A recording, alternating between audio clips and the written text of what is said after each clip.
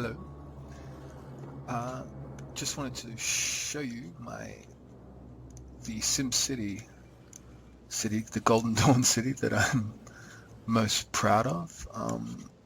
It's a pretty cool city. It's functioning really well. We've got about 150,000 per hour in profits. That's good. A couple of towers.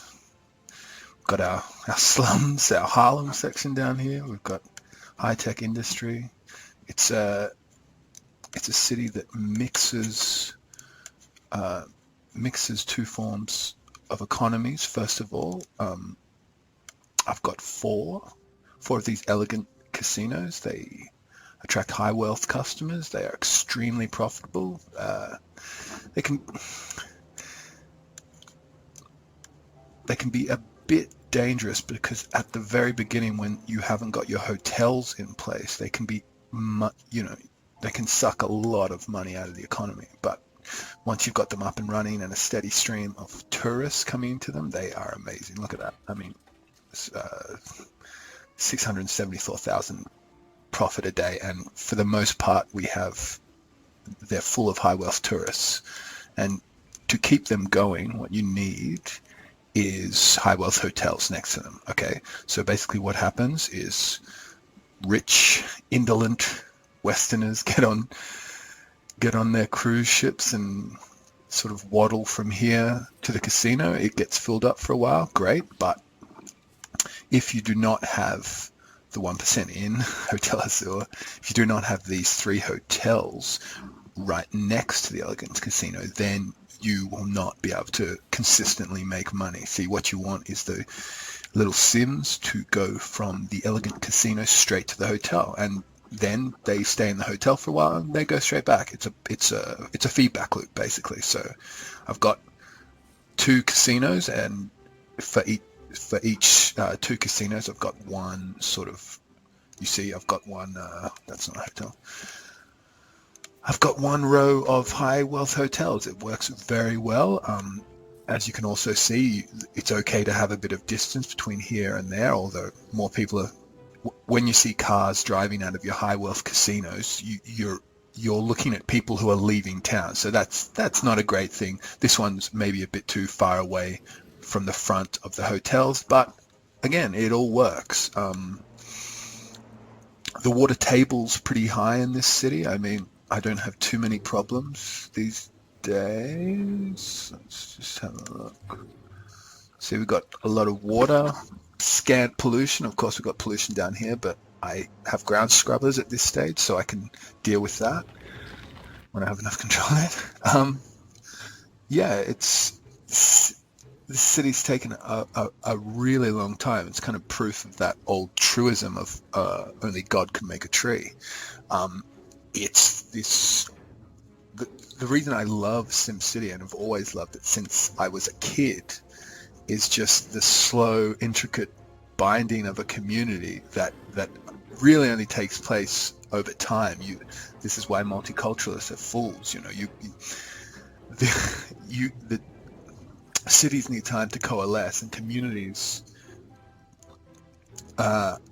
You can't just mass displace people, and you can't. Sometimes cultures don't fit together, and I think SimCity has always proved this for me.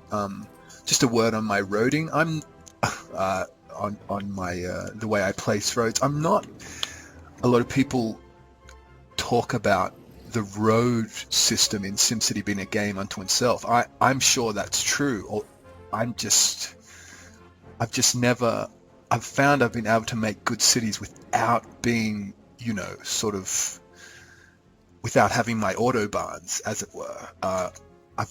Obviously you can see this is the heart road of my city. For the most part, I like arch bridges connecting the suburbs and my industry over this road. I like it to be quite, quite straight and quite without intersections that obviously clog things up. So I've got one intersection here. This gets pretty busy. It clogs things up, but overall, it's not too bad. And basically 100% of my city, including my towers and all my residential buildings, commercial buildings, and industrial buildings, are all Omega, which I like the Omega system. Again, it's hard to find a good balance between Omega production and, you know, I hate that awful cycle you have to go through where all of your industrial buildings every day are abandoning themselves because they can't get enough Omega. But I mean, I I use the VTOL system and pretty much import all of the crude oil and the minerals for the Omega, and I also import all of the where is it? I also import all of the processors for the drones too. So I can't find it right now. So that's pretty cool. This city is completely self-sustaining. Yeah, like I said, it fluctuates a bit, but it's usually over $100,000 per hour. What's the problem here? No problem with selling power. Um, Only little thing to be controlled right now is I don't get enough control net. I should build some more control net facilities, but that's okay for now. Highly educated, everybody's educated, and uh, all the academy advancements have been achieved in other cities. This is kind of my This is and this again. This is also what you might call an ode or a shout out to my friends in Golden Dawn in Greece. You see the city's name, Golden Dawn. This is what I am. This is a pipe dream, obviously, but this is what I imagine for a new Greek economy. You guys always had a great economic base for tourism. You're one of the most important countries in history. If you could get back to the drachma, I actually don't know Golden Dawn's monetary policy. I assume they want to get back to the drachma, but if they could, I mean, you could be doing what this city is. You could be, enticing stupid rich Westerners in, and they'd spend all their money there. And, as fascists as well, you'd make sure that those profits would be used for public works and for the people, and that would be amazing. So this is why I named this city Golden Dawn. This is a possible vision for the future from our friends in Greece. Obviously, they won't have a mega and mega towers, but yeah, this is why I like this game as well. It allows you to think. It allows you to. Another game I really love is Caesar 3. I mean, basically, it's economics 101. You understand what trade does for a community. You understand class systems in community, and you understand how culture binds groups together. And that's again why I love this game. It is truly, although I wish they would have made it bigger. I mean, can you imagine being able to build a city that's sort of this space squared? I mean, that would be fantastic and so much more interesting. But I don't play this game that much anymore. It's a great game, but the city size is very limiting. I just find there's not much else to do now with it. I mean, I've made every city type. I've economies based on many different things. I've gone as far as I can with the university and academy. And again, if anybody who made this game, Maxis? Is it Maxis? I don't even know. Who cares? But if anybody who's listening, who cares about this game, who's involved in the development process, I mean, just what is going on with this space center rubbish? Like, I literally 8 hours of game time ago, I started building the space center, and it still needs workers. It's absurd. I mean, that's the only thing I haven't done yet in this game, but it just doesn't seem possible.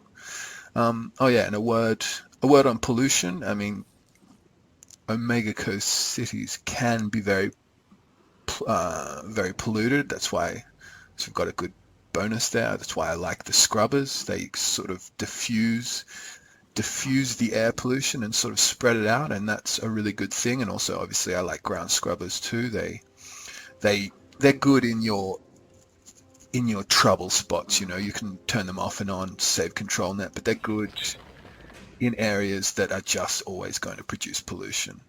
And yeah, so a big shout out to my friends in Golden Dawn. I know this video isn't going to be particularly interesting to them, but an ode to an aggression urn, it indeed is, or my aggression friends. So yeah, thanks a lot for listening. And if you'd like to see any more cities or any help on the game, you know, I'm no expert, but I've played it a bit and got a bit of a handle on it, then just comment, leave anything in the messages, or if you think this sucked, then please say so. Thanks, guys. See ya.